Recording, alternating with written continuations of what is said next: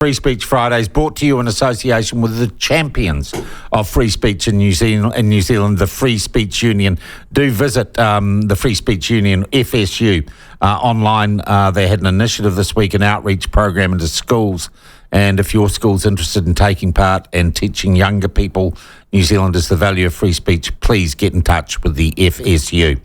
So we've got lots to talk about this morning. Some of it is about freedom of speech, and our two, free speech advocates this morning, our good friend Juliet Moses. Juliet, nice to have you back with us. Welcome. Good morning, thank you. And he's probably a little bit from the left, Matt Tukaki, Michael Law's best friend. How are you, Matt? Mate, it's good to be back. I love it. I love it when you call me a lefty. Oh, okay. What are you then? Anything but a lefty. I'm something in between. I'm like a colour of between a black and a white. All right. Do you two know each other? You haven't met? No. Oh, well, nice to sort of meet you. We'll have to tee that up. All right. Look, because we've I've got the best dog in the world. Yes, you have. I see you got a new dog, you lucky bugger. Look, let's start with the thing. I've just finished, and we're a little bit late getting underway, because I've just read out the list of the 50 mayors, which is most of the mayors in New Zealand, to be fair, calling for a no vote on Maori wards, as that legislation has gone into Parliament, that we're going to have referendums before you can create a Maori ward in a local body catchment in New Zealand. I want to start with you, Juliet. This seems absolutely friggin' crazy that democratically elected people say, we can't have too much of that democracy, can we? Yeah, look, surprisingly, maybe, I'm sort of a bit undecided about this whole issue. I mean, I do think, for the councils writing those, letters or making their position known on it is, that's one issue. But the broader issue, I think, is, it's pretty complicated. You can run constitutional and democratic arguments either way. You could say, well, the councils have been elected, therefore they should be able to decide.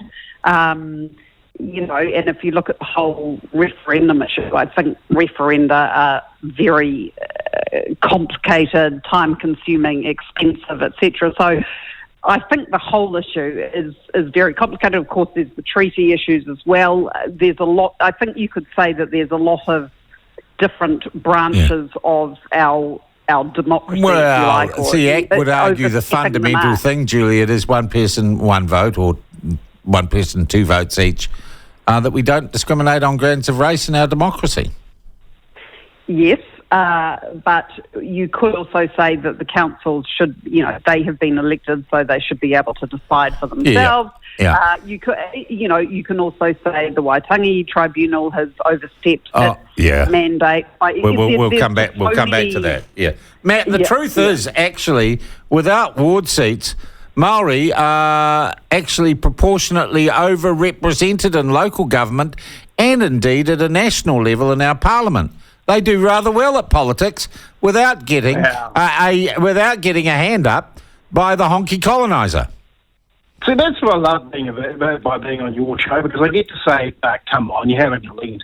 I mean, the Māori population in this country continues to increase while the general population, look, here's the thing. Don't have one baby for the taxpayer and one baby for yourselves, everybody, and let's grow the population more broadly. But look, this is an inherent waste of money. The Maori wards issue has been going on for years. It's not recent. It's not last week or last month. It's last decade. It's not longer. The question has been settled in a lot of the local government areas. I would rather invest money in a referendum asking the perennial question, should we abolish local government entities or not, quite frankly. That's probably not going to be lefty mates. But quite frankly, I see local government as a complete and utter waste of everybody's money. It's got nothing to do with the rising cost of living or the fact that they adjusted their rate increases or the nefarious number of bloody orange cones around the place. It's got to do with the fact that for such a small country and such a small population, do we need this number of local governments? Now, I get the democracy question, but I get all that sort of stuff. And I just don't think that the question is about Māori representation in this issue. It's a bigger issue of, everyone's crying poor. These guys are going to be in it for billions of dollars for mismanaging everything from water infrastructure to God knows what. Do we really need this many councillors? Yeah, Juliet, what do you think about that? Flipping it round, saying, forget the Maori wards, we should have a referendum on whether or not we need all those mayors. That's right, I've never actually thought about that. I think that's a pretty good point, actually. Let's go hunting. Let's choose one of these councils, one of these mayors, and let's take one of them out and get them and teach others all a bloody good lesson. All right, look, I want to, and because this segues nicely, we had an amazing interview with a regional district councillor Wellington City Councillor, Diane Calvert, yesterday. There's a guy called Lee. What was his name? Brian Lee.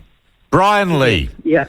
Brian Lee's got a property and he's got a few dwellings on these properties and he's making a little drive on his property, which is totally owned by him and services his properties. And he wants to call it, and I think it's very cute, Matt, he wants to call it Lee Way. Right? And he's got a sense of humour. The regional council have contacted and consulted the local iwi and have say he can't call his own road what he wants. He can't call it Lee Way. He's got to give it some Maori name that's been approved by the local iwi. Now this, when you talk about the craziness of local governance, that's got to be up there, Matt. Yeah, look, again, you know my views on local government anyway. But here's the thing. I own a goat track in the Kaimai Ranges up in the Bay of Plenty that I would love to call Greyhound, but just for fun's sake. Can I call it Greyhound track? My last name is spelled Tukaki. Yeah. But actually, I've had this dream for a long time to buy some sort of road somewhere and call it Tukaki, but spell it Twocarkey. Tukaki. I mean, I think... Yeah, I think, Sean, that this is where we get into the territory of, okay, what are the rights of individual private property owners versus what is input and consultation with iwi look like? Because, in fairness, I mean, the bloke's driveway or lane or whatever it is has been there for a long time. There might be some history behind it. I get all that sort of stuff, but sometimes I think we just go a little bit too far. It is madness, isn't it, Juliet? I mean, I thought it was so Kafkaesque. I think there's bigger issues to worry about, to be honest, than, you know, what to call a private driveway, essentially. Yeah. You know, there are more important things for local Wellingtonians Apparently to be worried not. about. Apparently, for an iwi had to example, be consulted, you know. Yeah, I think, you know, pursuing a sister city relationship with Ramallah should be obviously a much greater priority. Don't worry, we're going to go there. We're going to talk about that. We're going to talk about that very, very soon.